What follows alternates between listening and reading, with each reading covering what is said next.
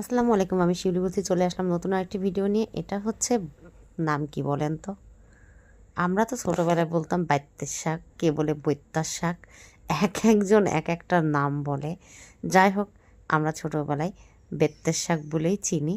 আর এই শাক কিন্তু কখনো আমরা কিনে খাই না। একদম সকালবেলা বের হয়ে যেতাম বা বিকেলবেলা সবাই মিলে বের হয়ে যেতাম, আজকে বৈত্যের শাক কুড়াই নিয়ে আসি।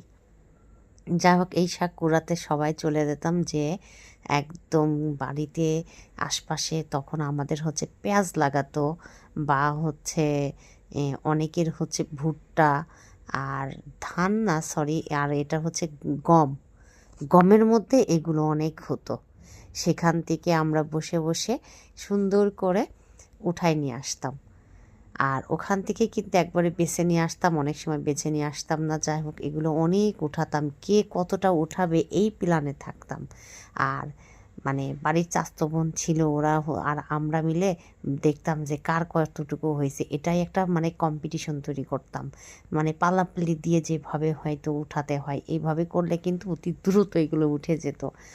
আর এগুলো উঠানোর সময় আবার ক্ষেতের দিকেও খেয়াল করতে হতো, যে যে চাষ হচ্ছে সেটা যেন নষ্ট না হয়।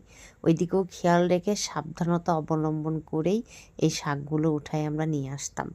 এবং শাকগুলো উঠানোর পরেও অনেক সময় আমরা শাকটা ওখানেও বসে অনেক সময় মানে শাকের গুঁড়াটা পরিষ্কার করে ফেলতাম, বা ওই পরিষ্কার করেই উঠাতাম, দুটোই করতাম, মানে যেটা করলে সুবিধা হয়। আর এগুলো করে নিয়ে এসে লাস্টে দেখতাম কার কতটুকু হয়েছে। এই ভাগাভাগিগুলো দেখতাম যে কার কতটুকু হয়েছে আর কে কতটুকু উঠাইছে। আমি তখন বলতাম, আমি এতটা উঠাইছি, তুই এত কম, মানে এইভাবে বলতে বলতে কিন্তু শাকগুলো সুন্দর করে উঠাতাম। সে দিনগুলো আসলে এত মিস করি, ওইটা কি কখনো আর ফিরে পাওয়া যায়? আর কখনো হয়তো ফিরেও পাবো না, কারণ সবাই ব্যস্ত। সবাই ব্যস্ত বলতে সবাই আসলে সময়টা তৈরি করতে পারে না। আমি যেমন অনেক ইচ্ছা থাকলেও এখন যেতে পারি না, কারণ বাচ্চা কাচ্চাদের স্কুল মাদ্রাসা এগুলো চিন্তা করে আমিও এখন থেমে পড়ি। আর এইভাবেই কিন্তু আমাদের দিনগুলো পার হয়ে যাচ্ছে। আর অতীতগুলো সবই আসলে এখন চোখের সামনে ভাসে, যে দিনগুলো সত্যি অনেক আনন্দের ছিল। আর এই দিনগুলো আসলেই পাওয়া যাবে না। আমি গেলেও আরেকজন থাকবে না, এ গেলে আরেকজন থাকে না, এইভাবেই হয়ে গেছে এখন। কেউ আছে, কেউ নেই।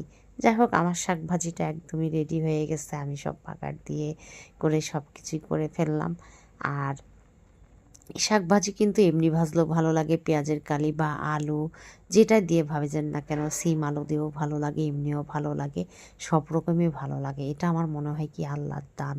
এটা শীত